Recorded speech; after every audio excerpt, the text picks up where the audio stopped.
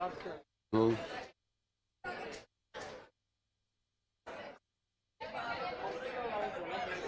हाँ So good evening everyone, and as expected we are starting with discussion of Indian Partnership Act. It is an act where 3 chapters are there, and today's entire 60 minutes I am going to give on basics of partnership. I hope if basics are clear, then your remaining 9 lecture journey will be very much easy. I don't know, some people from teaching fraternity, they call Indian partnership, I don't know, this act as a very easy act to score. I understand as compared to the other acts, ये act आपने indirectly कहीं accounts में भी किया है, और अगर आपका महाराष्ट्र बोर्ड में ओसीएम था तो वहां भी किया है। लेकिन अगर आप में से किसी को लगता है कि मैं इंडियन पार्टनरशिप एक्ट का एक महान नॉलेजेबल आदमी हूँ, कारण मैंने अकाउंट्स में भी थोड़ी झलक देखी है, ओसीएम में भी देखी है, तो ये आपका मिसअंडरस्टैंडिंग है।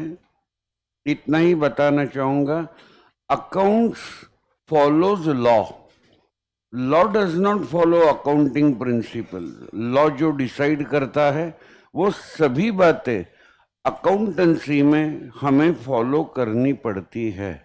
तो डिस्कशन शुरू करूं। I presume everyone is ready.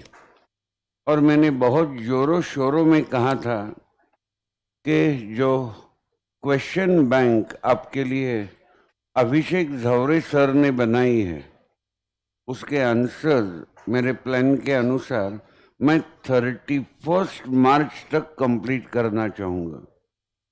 ऐसा है, कुछ लोग लोगों को बहुत बड़े बड़े उपदेश देते हैं, मैं भी देता हूँ, लेकिन वो लोगों को ही बताते हैं, खुद अनफॉर्चुनेटली कुछ करते नहीं। What was the deadline?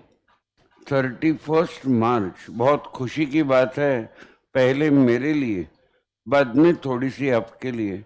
आज सुबह 10:15 बजे मैंने क्वेश्चन बैंक 2 दिन एडवांस में ही पहले कंप्लीट कर दी है, and this is a proof of that. तो अभी आज मुझे 7 बजे तक यहाँ पे कर दो।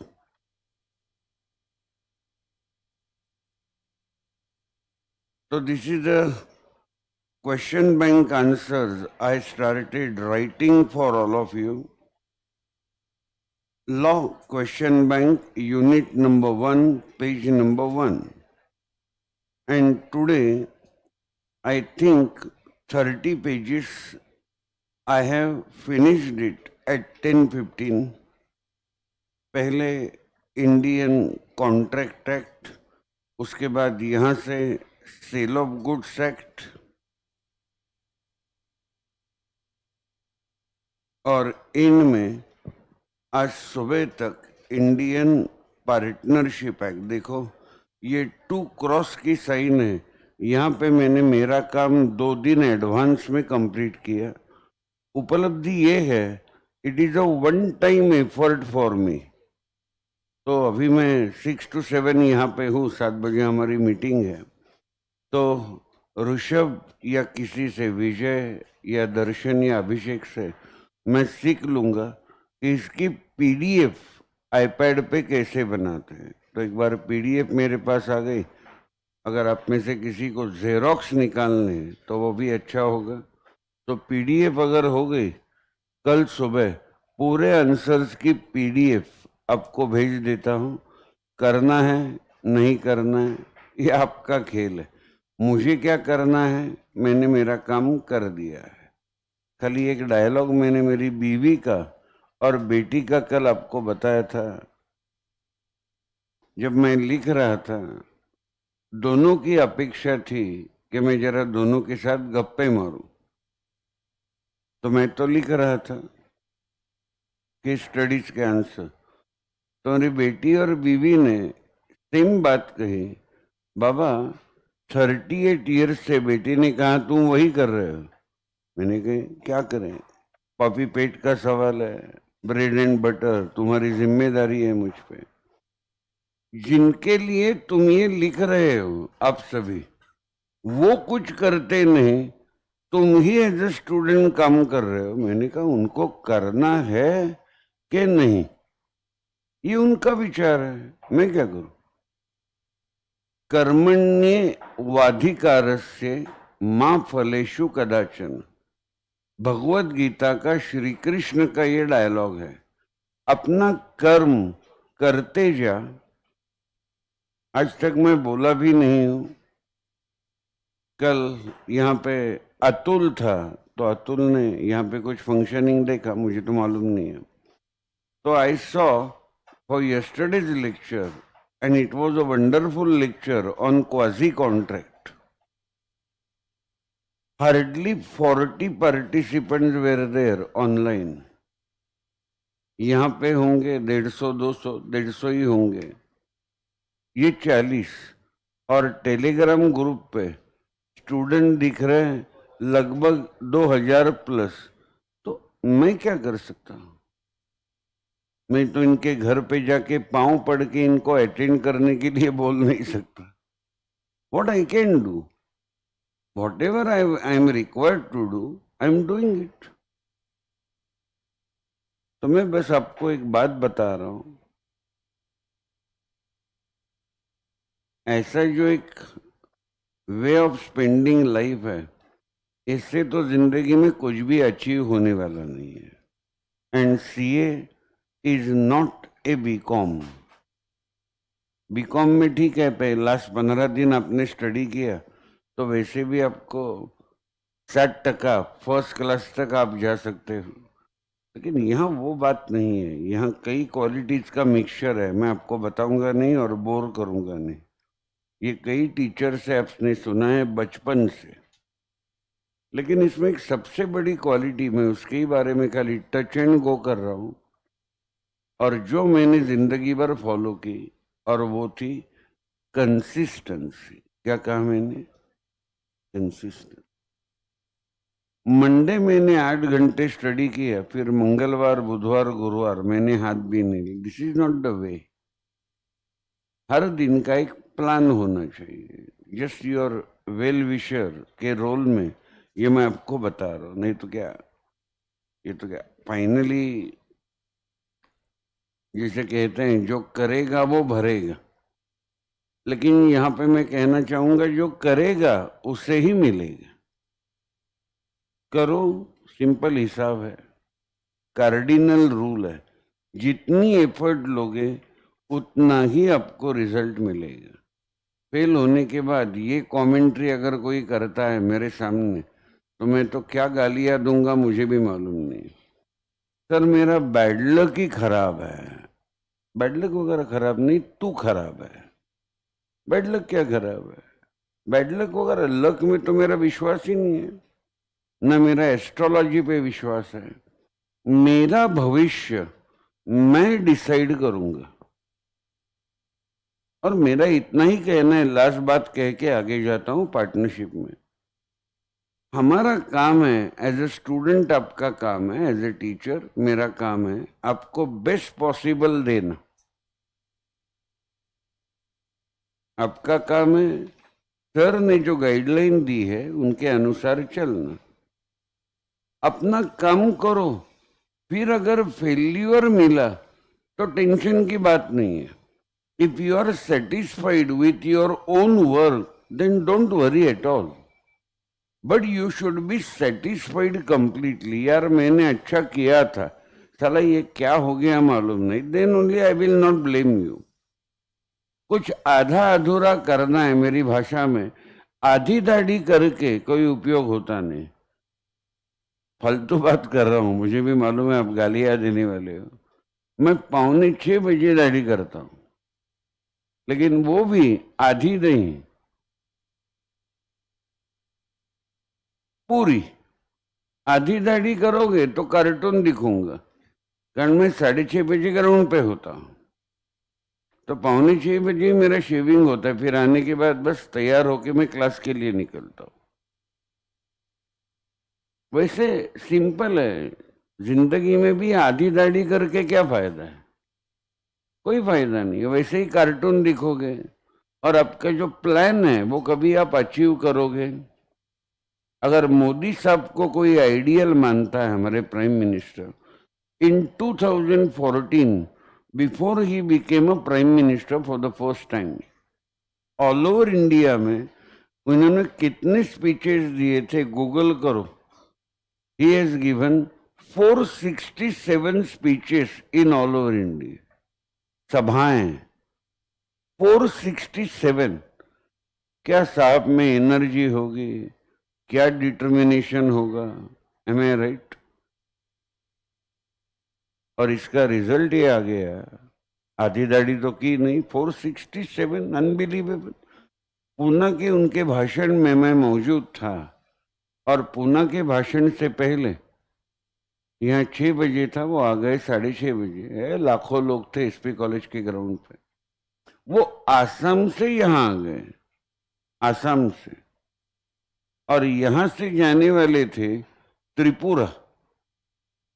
1-1.5 घंटा उन्होंने बातें की, यहां से त्रिपुरा। तो एक बड़ा सपना था, प्राइम मिनिस्टर बनना था, सबसे बड़ी डेमोक्रेसी का, बन गए। क्लियर कट मेजॉरिटी लोगों ने दी, क्लियर कट अनडिस्प्यूटेड मेजॉरिटी। तो this is the way. For this one can follow mister Narendra Modi as a very hard working person. तो वो तो हार्ड वर्क को कोई शॉर्टकट है ही नहीं।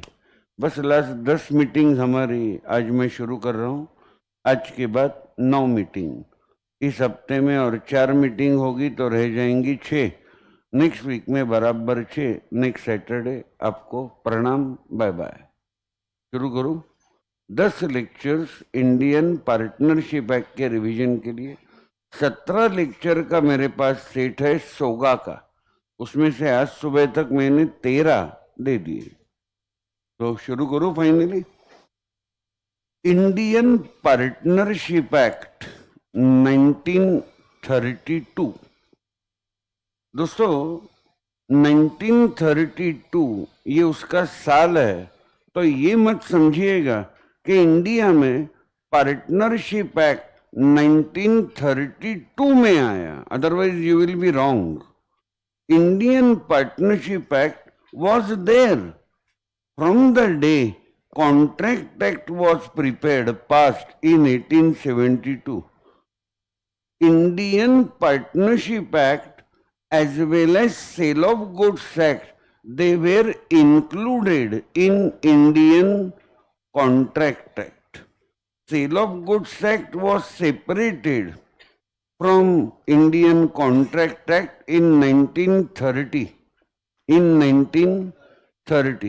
And Indian Partnership Act was separated in 1932 and presented in front of Indians as a separate law, as a separate law. तो इसका मतलब है जब से कॉन्ट्रैक्ट एक्ट था तब से ही ये दोनों एक्ट थे, और तब से ही लोग इंडिया में पार्टनरशिप कर रहे थे।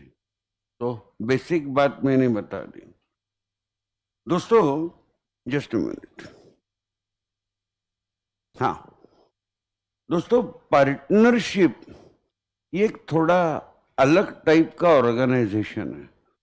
आज के जिंदगी में 2023 में अदानी का स्कैंडल, बोम्बा बोम, Byju's in loss 4588 crores, Unacademy 2000 crores loss, PhonePe 2000 crores loss।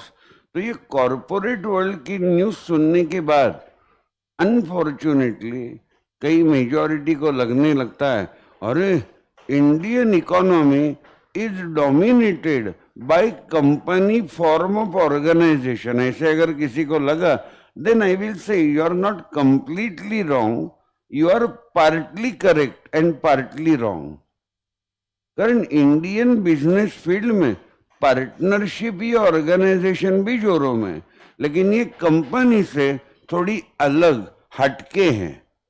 तो शुरुआत में सेक्शन 4 पैरा 1 की पार्टनरशिप बिजनेस की फर्म की डेफिनेशन बताना चाहूंगा, और मैं डेफिनेशन बताऊंगा दोस्तों तो थोड़ा मैं उसे बहुत डेडिकेशन के साथ बताऊंगा। तो मन में डाउट आएगा, सर कोई पर्पस है? पर्पस है। पार्टनरशिप बिजनेस के जो 5 फंडामेंटल फीचर्स है क्या, वो पार्टनरशिप की डेफिनेशन में छुपे हैं। तो हम क्या करेंगे, एक बार क्लियर कट डेफिनेशन बताता हूं और उसके बाद वही डेफिनेशन स्लो बताता हूं, और स्लो बताते बताते हम 5 फीचर्स को डेफिनेशन से बाहर निकालेंगे। चलेगा? Section 4 para 1, is that right? Partnership is the relation between persons who have agreed to share the profits of a business carried on by all or any of them acting for all. तो यही definition अभी slow style में और बराबर right time पे रुक के एक एक फीचर को बाहर निकालता हूं। Wonderful definition. Partnership is the relation between persons। पहला फीचर मेरे सामने आ गया। पार्टनरशिप में क्या होता है? It is association of 2 or more persons। पहला फीचर मिल गया, association, coming together for some purpose, coming together for some purpose, right? Okay, आगे बढ़ू। Partnership is the relation between persons who have agreed। दूसरा फीचर आ गया, इन सभी में एग्रीमेंट होना चाहिए। क्या होना चाहिए? Agreement. who have agreed to share the profits, to share the। तो तीसरा फीचर आ गया, शेयरिंग ऑफ प्रॉफिट। लेकिन बीच में एसएम जोशी कुछ बड़बड़ करना चाहता है, अरे प्रॉफिट शेयरिंग कब होगा? पहले प्रॉफिट अर्निंग होगा तो ना। इसका मतलब ये है कि ये ऑर्गेनाइजेशन आपके अकाउंट्स के चैप्टर नॉट फॉर प्रॉफिट जैसी नहीं है। Partnership is formed only and only for earning profit. Profit होने के बाद फिर शेयर करेंगे। और वहां भी लॉ कहता है, आपने अगर 3 पार्टनर्स है ए, बी और सी, तो आप कोई भी प्रॉफिट शेयरिंग रेशो डिसाइड कर सकते हो।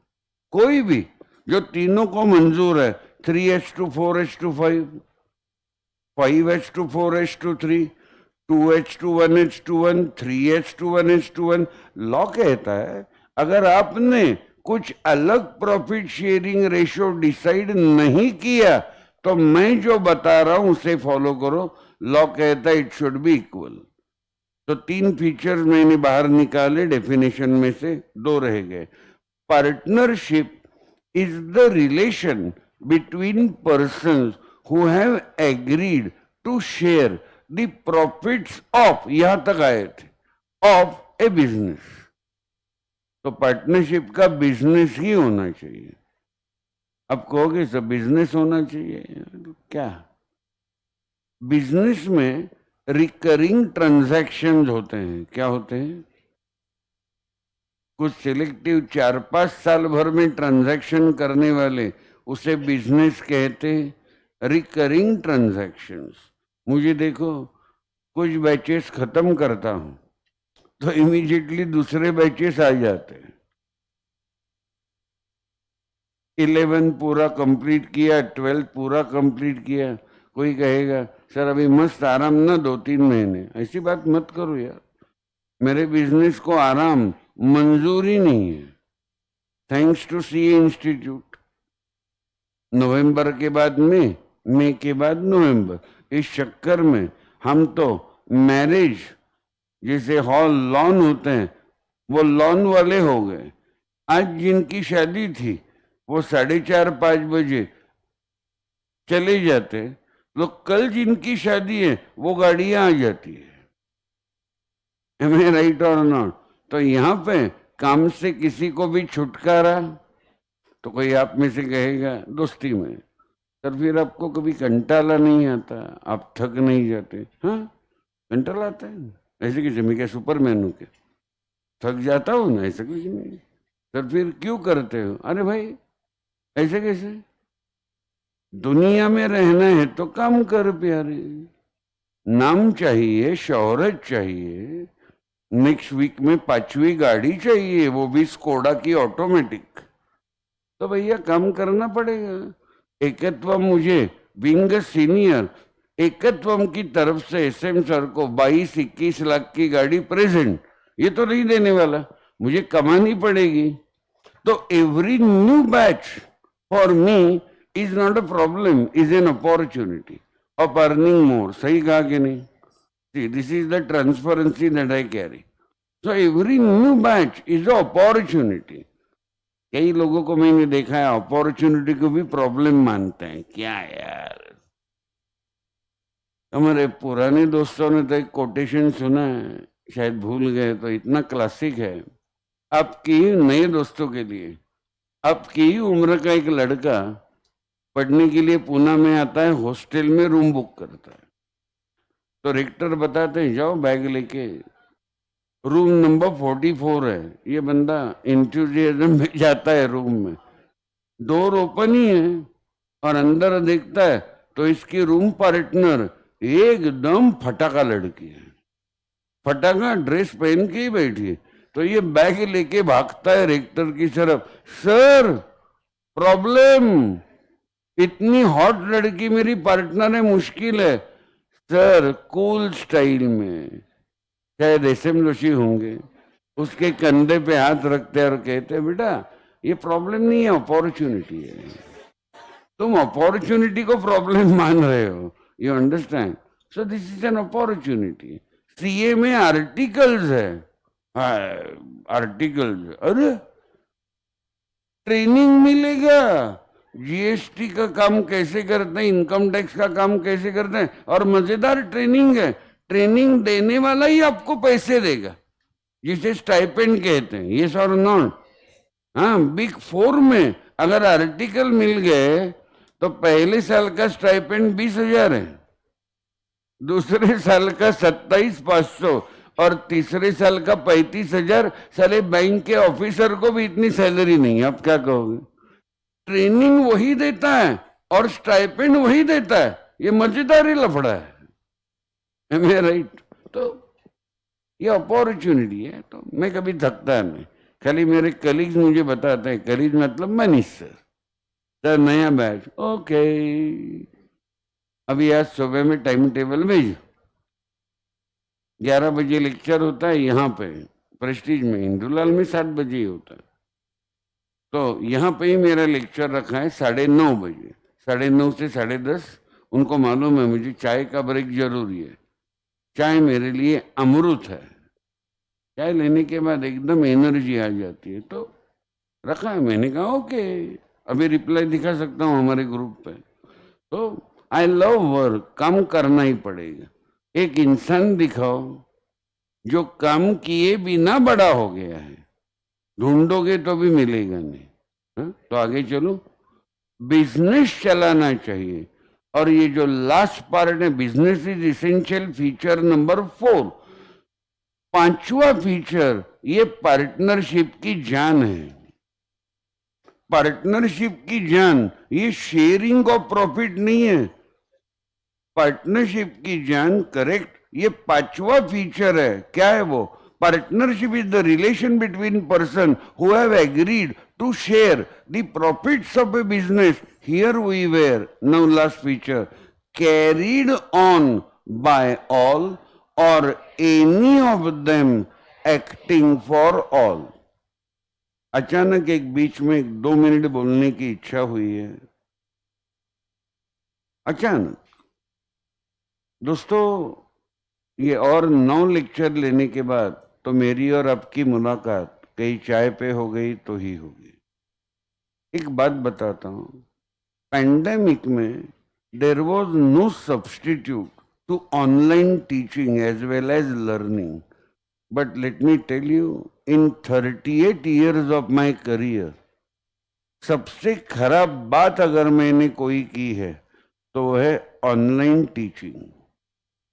ऑनलाइन टीचिंग में इतने बड़े ड्रॉबैक्स है। पहला ड्रॉबैक है, ऑनलाइन घर पे हॉस्टल में बैठ के जब आप कुछ बात पढ़ते हो तो वो क्लासरूम का माहौल आपको नहीं मिलता। विश्वास कीजिए, मैं भी कभी स्टूडेंट था। क्लासरूम का माहौल एक अलग बात होती है।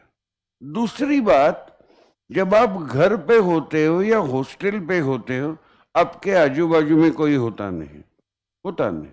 आप लेक्चर सुन रहे हो, जो भी इंस्ट्रूमेंट आपके पास है, मोबाइल या आईपैड या लैपटॉप पे। दोस्तों, आपके साथ कोई ना होने से आपका एक थोड़ा लोनलीनेस आता है। अभी लेक्चर में कैसे सभी ऑलमोस्ट हर एक का एक ग्रुप है, दो तीन हमेशा वो एक दूसरे के आजू बाजू में बैठते हैं। तो अगर आपके नसीब से आपका चॉइस करने का प्रोसेस अगर अच्छा है तो आपको अगर अच्छे दोस्त आपने सिलेक्ट किए, विश्वास कीजिए, अच्छे दोस्तों से भी हम कई अच्छी बातें सीख सकते हैं। खाली वो दोस्त हमसे सुपेरियर चाहिए, हमसे दलिंदर दोस्तों से कुछ सीखते नहीं। तो इमीडिएटली आजू बाजू में मत देखिए। अगर 65% मार्क्स वाले ग्रुप में आप हो और आपको 65 है, then you are a boss of that group and this is going to spoil your life. You should be in a group of 90% mark student, and if you are having 65, then you will always compare with them and you will have motivation and energy to be like them. You understand? मैं क्या बोल रहा हूं? तो online जैसी खराब चीज नहीं है। आज पेंडेमिक तो गया, फिर कल इंडिया में 2000 कोरोना पेशेंट्स निकले हैं, बराबर। लेकिन ये लास्ट टाइम की तरह दूसरा वेव तीसरा वेव आएगा नहीं, थोड़ा और बढ़ेगा। कारण कई आती टोटल होशियार लोग हैं जन्म से ही, जिन्होंने वैक्सीन लिया ही नहीं है, कारण वो खुद को बहुत भारी समझते हैं। इस कोरोना ने आपकी इम्यूनिटी, फिटनेस, सबकी धज्जियां उड़ा दी। सबसे फिट एक्टर आप कहते हो अक्षय कुमार।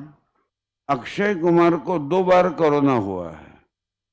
अक्षय कुमार को मैंने फोन किया था, अगर तुम्हें फिटनेस बढ़ाना है तो मुझे मिलो, कारण मुझे अभी तक कोरोना नहीं हुआ है।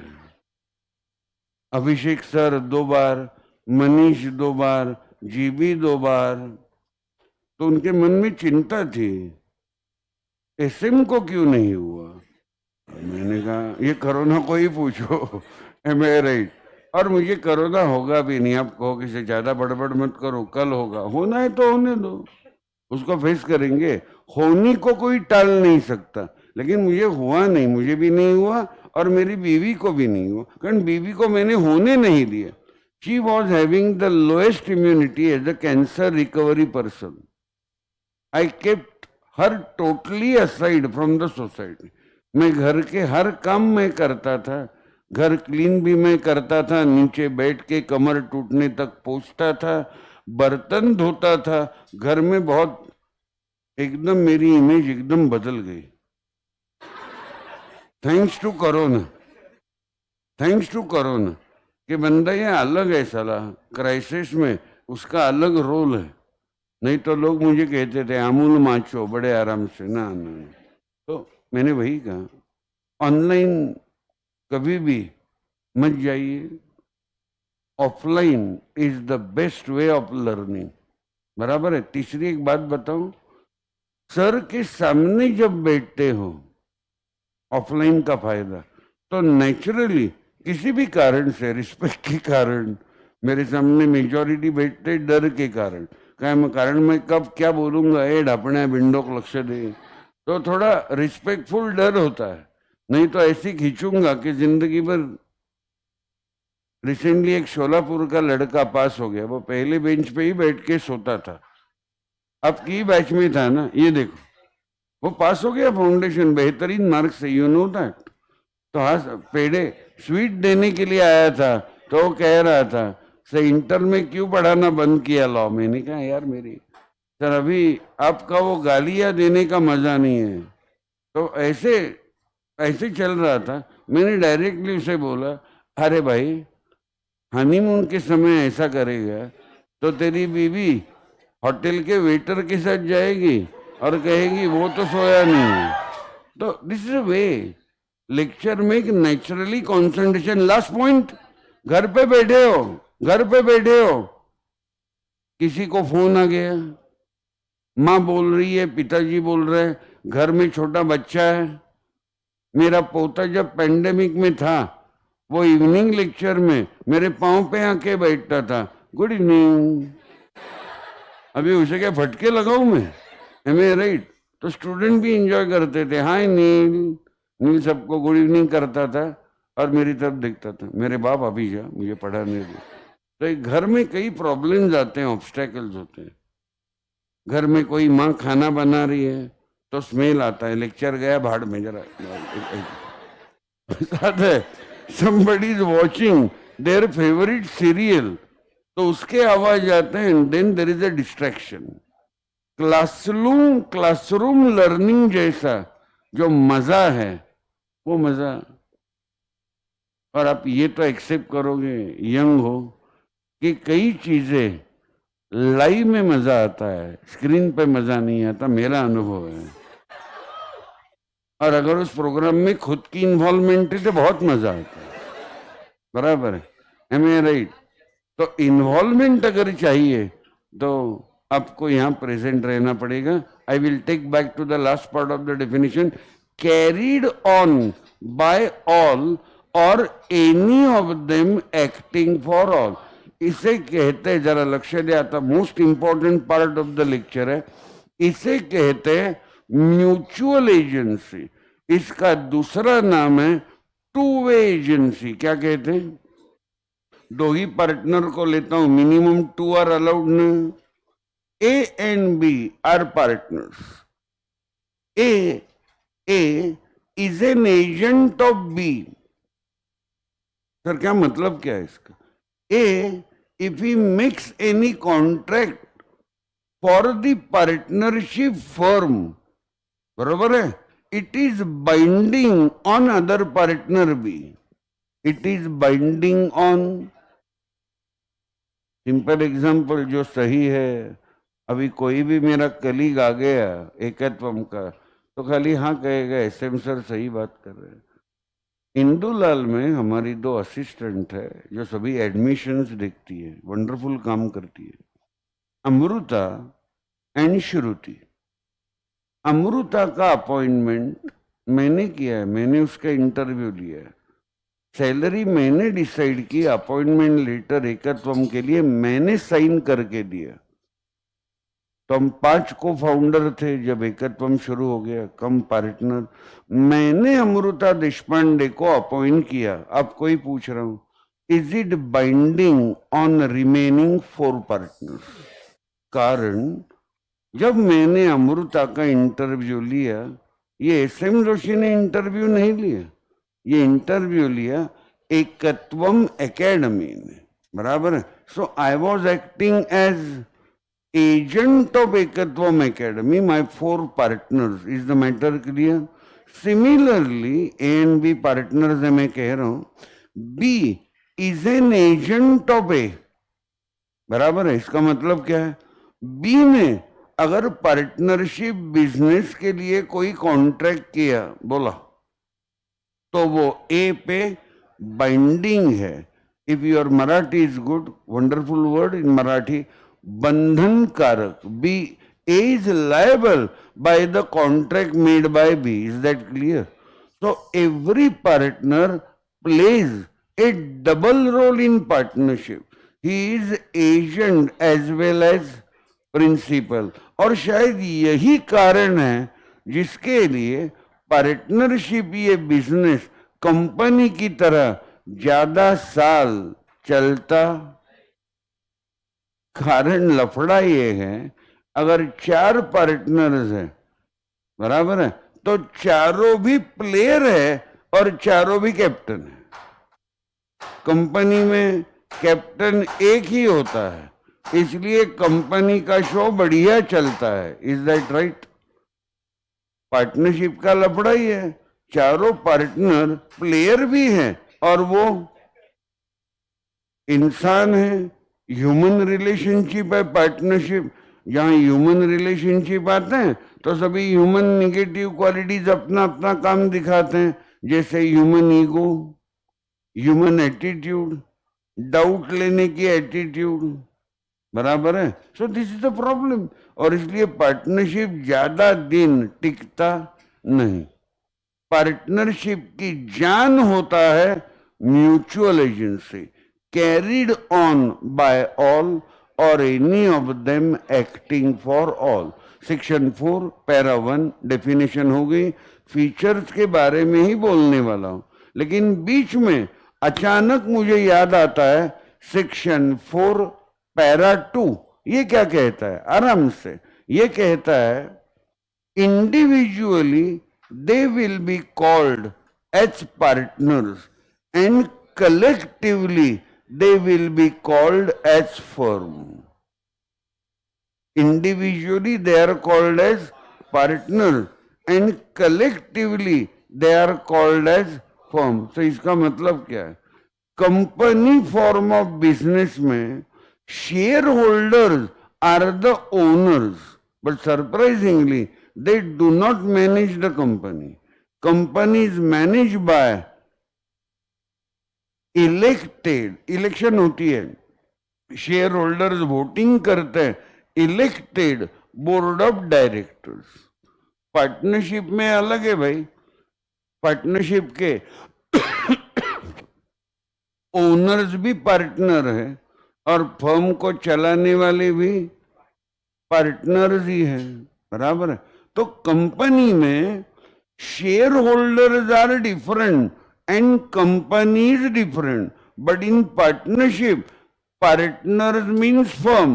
उल्टा करो, and firm means, you understand? बराबर है? बाकी डिस्टिंग्विश का जब समय आएगा पार्टनरशिप एंड कंपनी, तो वो भी पढ़ा दूंगा. मैं बैठा हूं ना. बराबर है? और रिवीजन नोट्स जो थोड़े मिनिमाइज करके दिए, इसमें सभी डिस्टिंग्विश के आंसर मैंने दिए. वहां कोई ब्रीफिंग वगैरह किया, as it is with explanation दिए. आगे बढ़ता हूं. Now I would like to take you into 5 features. 5 features बचे हुए 21 मिनट में हो नहीं सकते.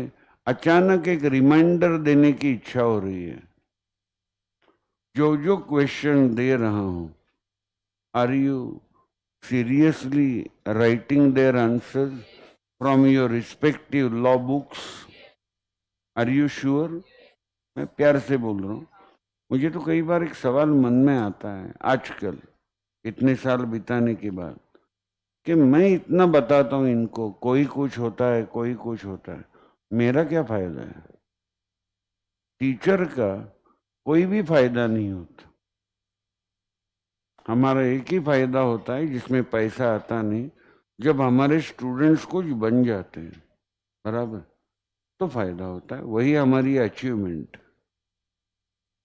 कल यहाँ से गया अंदर वो बैग लेने के लिए, तो ऋषभ बैठा था, उसके बाजू में बैठा, तो सामने एक सीनियर किसी के पिताजी बैठे थे, बीच में एक यंग लड़का और वहाँ एक दाढ़ी बढ़ाया हुआ लड़का. सर नमस्कार. अरे कैसा है तू? ठीक है सर. ठीक हूँ सर. अभी भी पढ़ा रहे हो? अभी तो लॉ का लेक्चर लेके आया हो. Sir fantastic. मेरा छोटा भाई है, छोटे भाई को बता रहा था, ऋषभ सुन रहा था. एसएम सर तुम्हें लॉ पढ़ाने वाले हैं, बराबर है, तो चिंता की बात नहीं है, बेस्ट लॉ मिलेगा। मेरे पास स्टूडेंट ने, ऋषभ वॉज हियरिंग, ऋषभ मिलेगा तो बिंदास बताओ कल ये शाम को 6 बजे हुआ है कि नहीं। सर याद है मैं कितने साल पहले आपके पास था। इनका बहुत मुश्किल सवाल है। 7 साल पहले वो वहां से उठा और डायरेक्टली पांव पड़ा, तो एग्जैक्टली 7 साल पहले आपसे था। मैं वही बोल रहा हूँ, ऐसे बनते स्टूडेंट्स हमारे, कोई दुबई में है, कोई अमेरिका में है, कोई इंग्लैंड में है, कोई जर्मनी में है, तो मेरा क्या फायदा है। लक्ष्मीपति मित्तल नाम सुना है? स्टील इस प्रोडक्ट के दुनिया के सबसे बड़े प्रोड्यूसर, उनकी फाइनेंशियल कंसल्टेंट मेरी स्टूडेंट है, नाम भी बताता हूँ, दर्शना Sanghvi, and she moves today in 9 countries in Europe by a helicopter provided by Lakshmipati Mittal. Darshana Singhvi, chartered accountant, cost accountant, MBA, जितनी भी कॉमर्स की डिग्री है उसे आप लगा दो, वही है। दर्शना इतनी बड़ी हो गई, मेरा क्या फायदा है। हमारे जैसे टीचर को, जो माँ को आनंद मिलता है अपने बेटे कुछ होने के बाद, शायद वही आनंद हमें मिलता है। पहला फीचर, जरा सीरियस बनिए, 18 मिनट रहे होंगे, करेक्ट 18 मिनट। एसोसिएशन ऑफ 2 और मोर पर्सन, पहले एक स्पेसिफिक बात बताता हूँ, maximum number of partner was 10 was in banking business and 20 in all other types of businesses till 2013 till 2013 में complete companies act with the changing face of Indian economy government of India ने बदला, Manmohan Singh government ने ये बदला, कारण 2014 में Modi prime minister हुए और नए कंपनीज एक्ट ने section 469 of the Indian companies act 2013 ने कहा कि बदलते हुए इंडियन इकोनॉमी के चेहरे को जब देखते हैं तो ये 10 और 20 में पार्टनरशिप का खेल चलेगा। It will be a very small organisation. इसलिए उन्होंने कह दिया the maximum number of partners permitted it's 50 is.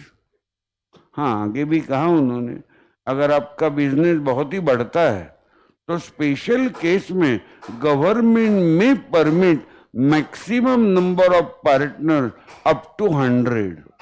लेकिन आपको एग्जाम में सवाल अगर आ गया तो आपको 100 की इंफॉर्मेशन लिखनी। अभी तक आपने कुछ सोचा भी नहीं है उस विषय पे मैं अभी बोलने वाला हूं। एसोसिएशन ऑफ 2 और मोर पर्सन, अगर मैं किसी का, मेरे नए दोस्त का थोड़ा टेस्टिंग करूं, इसमें सबसे इंपॉर्टेंट वर्ड कौन सा है?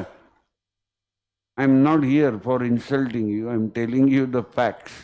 तो उसका आंसर 100% गलत आएगा, इसलिए पूछता नहीं हूं, समय बचाता हूं।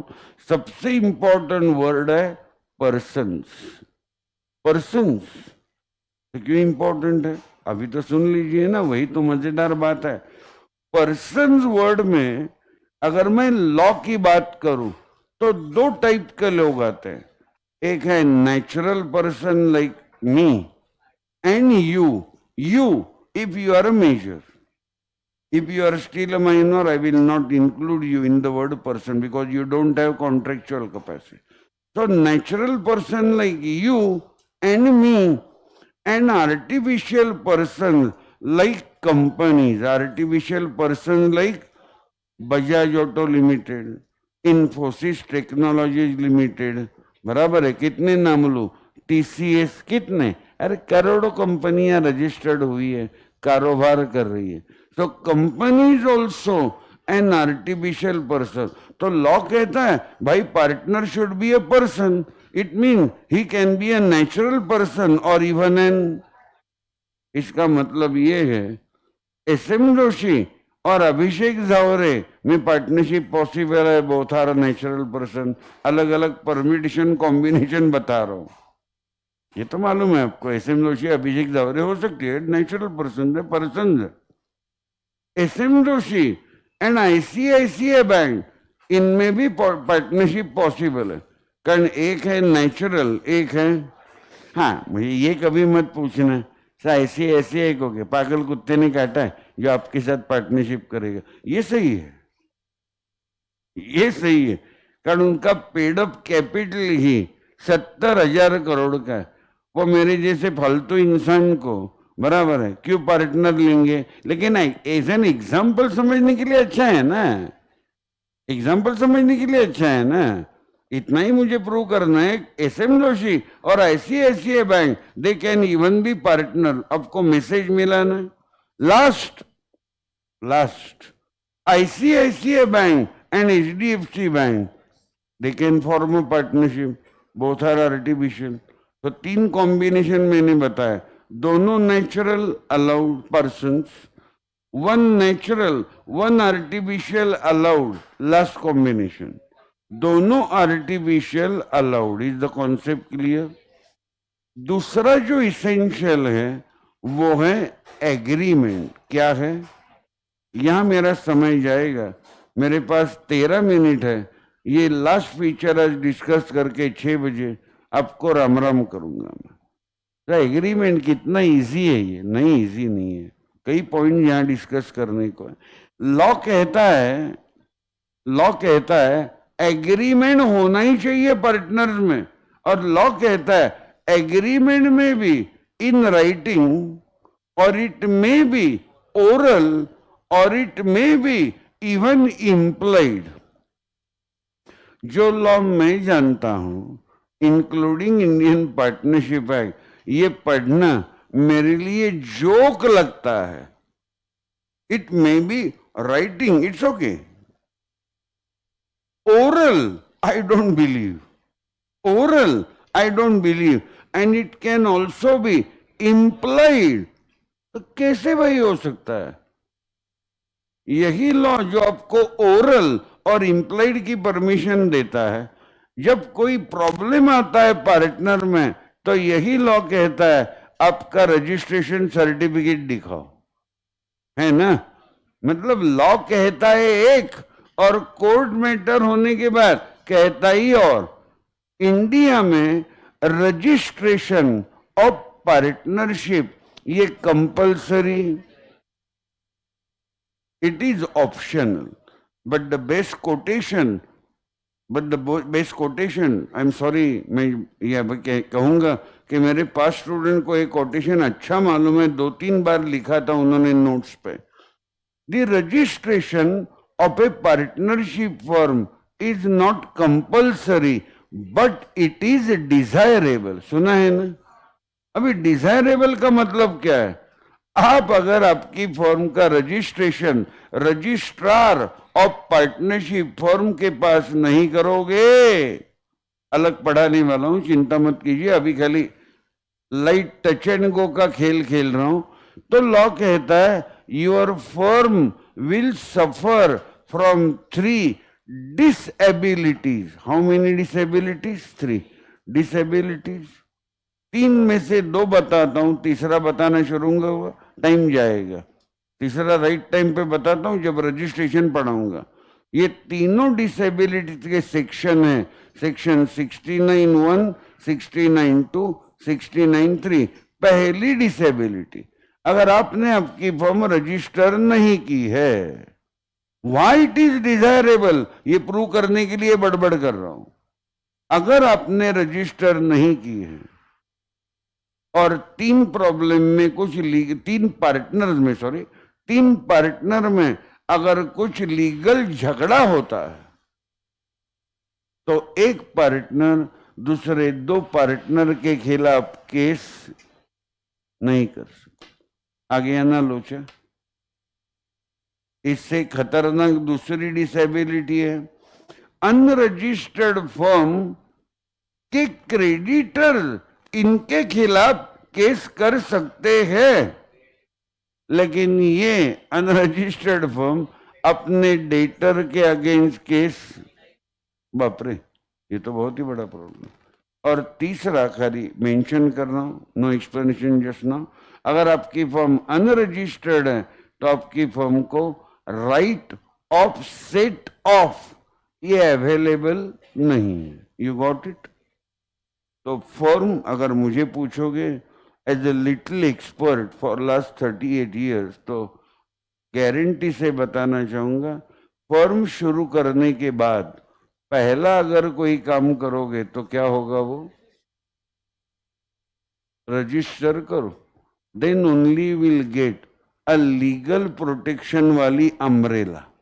अदरवाइज कुछ गड़बड़ हो गई तो लॉ आपकी कोई भी मदद करने वाला, और लॉ कहता है एग्रीमेंट में भी in writing, oral and implied, implied तो योग है, तो ये दोनों मुझे पार्टनर लग रहे, तो दोनों पार्टनर है, ये ना कि तो लग रहे तो क्या, ऐसे कई रिलेशनशिप है जहां हमें लगता है कुछ और होता है कुछ और।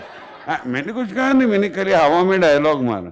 तो इम्प्लाइड बहुत खतरनाक होता है, इम्प्लाइड बहुत खतरनाक होता है, समझ में आई बात। सो इम्प्लाइड में मेरा विश्वास ही नहीं है, कारण जो लॉ में जानता हूं, अरे साला आईपैड भी लिया, उसका बिल अभी भी मेरे मोबाइल में मौजूद है।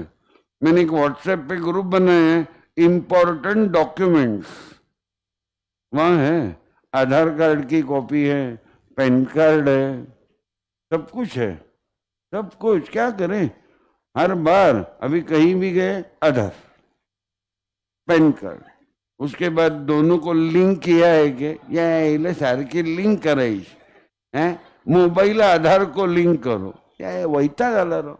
आई होप अभी गवर्नमेंट नया कुछ कार्ड नहीं लाएगा। हाँ, बहुत हो गया यार, कंटाल आ गया, जहां जाते हैं वहां आधार, अवगढ़ है। आगे चले। पार्टनरशिप फर्म दोस्तों 3 टाइप्स के हो सकते हैं। कितने टाइप्स के जानते हो आप? Carry touch and go. ABC can start a partnership firm and decide that we will be partner for next 10 years only. Next, इसे कहा जाता है partnership for a fix period. दूसरी पार्टनरशिप हो सकती है एक पर्टिकुलर प्रोजेक्ट के लिए। एक पर्टिकुलर, मेरे घर के सामने ही 6 building of 23 storeyed each building project चल रहा है। किसका है नाम भी बताता हूं, साला 2 है, इनमें से एक मेरा करीबी दोस्त है। गार्डियन नाम की कंपनी का प्रोजेक्ट चल रहा है। अभी ये प्रोजेक्ट था 700 करोड़ का, तो एक कॉन्ट्रैक्टर तो कर नहीं सकता, इतनी इन्वेस्टमेंट है। तो मेरे दोस्त मनीष साबड़े ने, जो गार्डियन का मालिक है, परांस पे बिल्डर को पूछ लिया क्या ये स्कीम हम दोनों साथ में करें। परांस पे ने हाँ कहा। इसी बिल्डिंग प्रोजेक्ट के लिए, बराबर है, वो दोनों पार्टनर्स बने, वो एक दूसरे के परमानेंट पार्टनर बने। इन्हें अकाउंट्स में कहा जाता है जॉइंट वेंचर, और इन्हें लॉ में कहा जाता है पर्टिकुलर पार्टनरशिप। क्या कहा जाता है? और तीसरी पार्टनरशिप होती है जो बिजनेस वर्ल्ड की सबसे कॉमन पार्टनरशिप है, पार्टनरशिप एट विल, जहां पे सभी पार्टनर ऐसे पीरियड 10 साल 5 साल ऐसा प्रोजेक्ट कोई बात नहीं करते, वो पीरियड डिसाइड करते ही नहीं। Is that clear? तो कभी भी जिंदगी में पार्टनरशिप की, लॉ की मदद लेने का फ्यूचर में चांस आएगा। चुपचाप पहले दिन आपकी फर्म का रजिस्ट्रेशन करो। Is that right? आगे बढ़ू। एग्रीमेंट, ये सेकेंड फीचर हो गया। तीसरा फीचर शेयरिंग ऑफ प्रॉफिट्स। क्या कहा मैंने? अगर किसी के मन में एक मिसअंडरस्टैंडिंग है गलत सहमी है कि ए और बी अगर प्रॉफिट शेयर कर रहे एसएम सर तो दोनों गारंटीड पार्टनर होने ही चाहिए। मैं कहूंगा ये सबसे खराब डायलॉग आज के दिन में मैंने सुना है। Profit sharing is not a final test for deciding whether they are partners और नॉट। प्रॉफिट शेयरिंग ये फाइनल टेस्ट नहीं है। So then what is the final test? Mutual agency. इस विषय पे मैं 5 या 6 टेरिफिक एग्जाम्पल देने वाला हूं। ये समझे तो शायद आपका 4-5 मार्क का पेपर का केस स्टडी वाला प्रॉब्लम सॉल्व हो गया। कारण इस पर केस आना ही चाहिए। शुरू करूं? 6-7 साल पहले मेरे पिताजी चले गए। 1 साल मैंने और मेरे छोटे भाई अजय ने कुछ नहीं किया। वो साथ में रहते थे, मैं अलग हो गया था। तो अजय को मैंने पूछा, उसका ही फोन आया, दादा कब आने वाले हो? मैंने कहा तू बोल, क्या काम है? नहीं भी 1 साल हो गया, बाबा गए तो जरा डिस्ट्रीब्यूशन कर देते हैं। 1 साल हमने पैसे का विषय भी नहीं। मैंने कहा अजय तुझे ही मालूम है सब कुछ, कहाँ पैसे रखे थे उन्होंने? दादा ज्यादा तो नहीं है, state bank of India Swargate को जाते हो ना, राइट हैंड में बहुत बड़ा ब्रांच है, वहां उनका अकाउंट है, वहां पैसे है। ठीक है, कल आता हूं, 15-20 मिनट में फाइनल करेंगे। उसने पासबुक निकाला, दिखाया, सिंपल है। बैंक में गए, डेथ सर्टिफिकेट सबमिट किया और बैंक को रिक्वेस्ट की पैसे आधे आधे दोनों भाइयों के नाम ट्रांसफर करके दीजिए। 15 दिन बाद बैंक का फोन आ गया। मैं टाइम पास नहीं कर रहा हूँ, ये बताना जरूरी है। बैंक ने बराबर अमाउंट के 2 टुकड़े किए। आधा चेक संजय मुकुंद जोशी, आधा चेक अजय मुकुंद जोशी को दिया। ये क्यों बताया मैंने? अजय और संजय ये दोनों सगे भाई, ये पिताजी के बैंक बैलेंस के जॉइंट ओनर हो गए, को ओनर हो गए। हम दोनों पार्टनर हुए। कारण है 2। पहला कारण, अजय और मैं कोई भी बिजनेस चला नहीं रहे, सही है ना? और हम एक दूसरे के प्रिंसिपल और एजेंट नहीं है, मतलब mutual agency is not present. Concept समझा? पहला एग्जाम्पल हो गया। लास्ट मेरे पास 1 मिनट है, हो जाएगा।